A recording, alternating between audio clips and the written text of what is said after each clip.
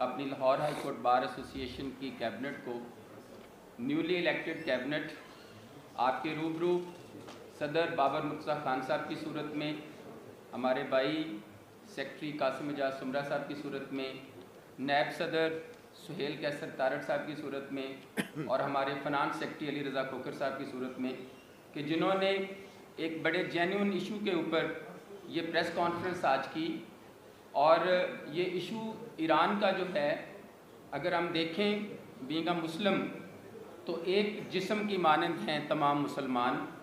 और अगर किसी एक हिस्से को तकलीफ़ पहुंचती है तो फिर पूरे जिस्म को तकलीफ़ पहुंचती है। ईरान से हमारी वाबस्तगी जो है वो रूहानी भी है। हमारे साथ ईरान का हमसाया होना वो हमें ज़्यादा अंडर ऑब्लिगेशन लाता है। और यहाँ तक ईरान की हिस्ट्री को आप देखें तो नबी करीम सल्लल्लाहु अलैहि वसल्लम की नबूवत के बाद जब ये सारे मार्के हुए और हक़ व बातिल के वो बहुत सारे मार्कों के बाद हज़रत उमर रज़ी अल्लाह तआला अन्हु के दौर में ईरान जो था वो फ़तेह हुआ और फिर इस्लाम का झंडा वहाँ पे लहराया। बुनियादी इंसानी हकूक़ की वो बात जो दीन इस्लाम ने दी और सिखाई वो फिर वहाँ पे नाफिजुल अमल रही, आज भी नाफिजुल अमल है। मैं ये कहूँगा कि एक शेर में बड़ा कुछ समोया हुआ है कि फ़िरका बंदी है कहीं और कहीं जाते हैं, क्या ज़माने में पनपने की यही बातें हैं। कुछ हल्के इस बात के ऊपर भी एक मुतज़ाद सी गुफ्तगू को लेके सामने आते हैं, तो उनको भी ख्याल करना चाहिए। हमारे लिए ईरान की सालमियत में पाकिस्तान की सालमियत छुपी हुई है और पाकिस्तान का रोल न्यूक्लियर पावर के तौर पे दुनिया में पहला इस्लामी मुल्क, और उसके ऊपर जो तवक्कुआत हैं इस्लामी दुनिया को वो भी ये हैं कि ये इस्लामी मुल्क है और किसी भी इस्लामी मुल्क के ख़िलाफ़ होने वाली जारहियत, किसी भी इस्लामी मुल्क के ख़िलाफ़ होने वाला कोई भी ऐसा इक़दाम जो गैर मुस्लिम क़ुव्वतों की तरफ से हो, उसमें पाकिस्तान के ऊपर लाज़िम है कि वो अपने मुस्लिम भाई के साथ खड़ा हो। ईरान के साथ जो जुल्म और ज़्यादती एक अरसे से, ये तो एक आखिरी फ़ेज़ में सूरत हाल को ले जाया जा रहा है। अगर आप हिस्ट्री को भी देखें तो मुख्तलिफ़ किस्म की पाबंदियों के बावजूद उन्होंने अपने असूली मौक़िफ़ को नहीं छोड़ा। और एक हिस्ट्री मौजूद है, एक अरसा मौजूद है कि यही अमेरिका और यही इसराइल और यही वो क़ुव्वतें वो चाह रही थी कि ईरान के ऊपर किसी न किसी तरह से हम दावा बोलें। और आज पहले उन्होंने वहाँ पे रजीम चेंज करने के हवाले से कोशिश की, जो कि वो नाकाम हुए चंद माह पहले, और अब उन्होंने सरीहन बदमाशी करते हुए वहाँ के सुप्रीम लीडर को जिस तरह शहीद किया, वो एक खुल्लम खुल्ला सबूत है कि वो जो अमन की बात है, जो इंटरनेशनल लॉ की बात है, जो फंडामेंटल राइट्स की बात है, उससे बड़ा होके खुद को समझते हैं। और उनके साथ साथ जिस तरह उन्होंने प्रोसीड करके अब कोशिश की कि ईरान के ऊपर अटैक करके उनकी जो अपनी खुद मुख्तारी थी उसको उन्होंने अंडर क्वेश्चन किया। मैं ये समझता हूँ कि हमारे लिए आज यहाँ पे चूँकि ये फोरम है Lahore high court bar association या लाहौर बार एसोसिएशन, जो कानून और आइन के मुहाफ़िज़ बार एसोसिएशन हैं, हम ये समझते हैं कि इंटरनेशनल लॉ के अंदर जो बेसिक राइट्स दिए गए हैं उनकी क्लियर वायलेशन है ईरान के ऊपर हमला। इंटरनेशनल कोर्ट ऑफ जस्टिस उसके ऊपर नोटिस ले, और उसके साथ साथ जो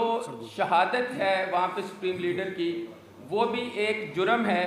जिसकी अगेंस्ट उन करने वालों के जिन्होंने ये जुर्म सरजद किया है सारी दुनिया पे यहाँ है,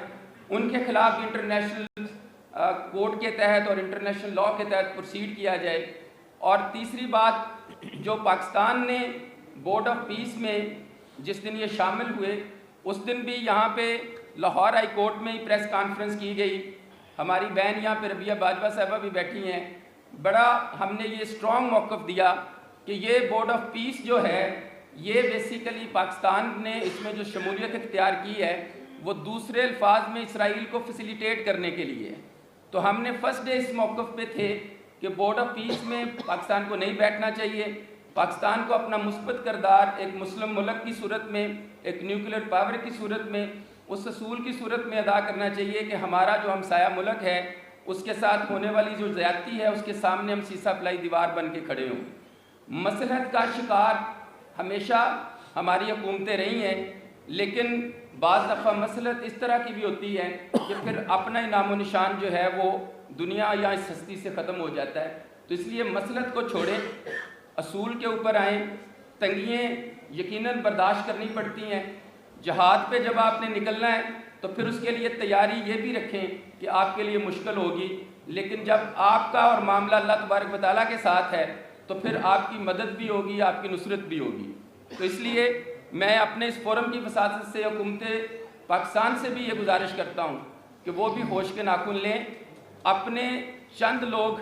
इक़्तिदार में बैठे हुए जो फ़ैसले कर रहे हैं वो ये ज़रूर देखें कि यहाँ की 25 करोड़ अवाम जो ला इलाहा इल्लल्लाह मुहम्मद रसूलुल्लाह सल्लल्लाहु अलैहि वसल्लम पर ईमान रखते हैं,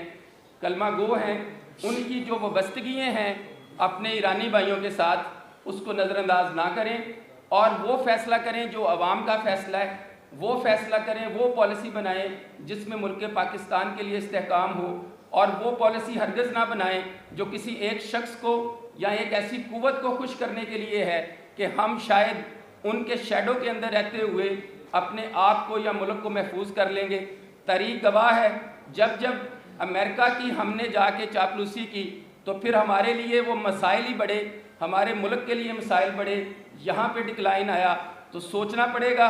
और इसके ऊपर अगर अब भी ना सोचा गया तो फिर जो सूरत हाल है वो शायद हाथ से निकले, और हमारी पाकिस्तानी अवाम जिस तरह आज दो चार है अपने मुल्क के अंदर भी मुख्तलिफ़ किस्म के हादसात से, इससे अगर उस तरह की पॉलिसियों में उन्होंने जारी रखा तो फिर नुकसान अमल में आएगा। हम मुतालबा करते हैं लाहौर बार एसोसिएशन के प्लेटफॉर्म से भी, Lahore high court bar association के प्लेटफॉर्म से भी, कि हुकूमत वक्त जो है एक बोर्ड ऑफ पीस से खुद को अलहदा करे और ईरान के ख़िलाफ़ जो जारहियत है इसराइल की और इसकी अमेरिका की, उसके ख़िलाफ़ इंटरनेशनल लॉ के तहत प्रोसीडिंग हो, और जो राइट्स फंडामेंटल हैं ईरानी अवाम के वो उनको मुयस्सर आने चाहिए। Thank you so much. बहुत शुक्रिया mister president Lahore bar association Irfan Hayat Bajwa sahab बात कर रहे थे। अब मैं